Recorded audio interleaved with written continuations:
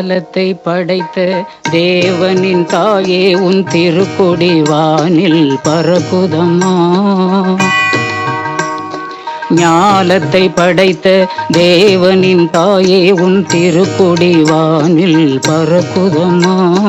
கோல விழாவின் சிறப்பினை கூறி அசைந்தாடி மக்களை அழைக்குதம்மா. ஞாலத்தை படைத்த தேவனின் தாயே உன் திருக்கொடி வானில் பரப்புதம்மா.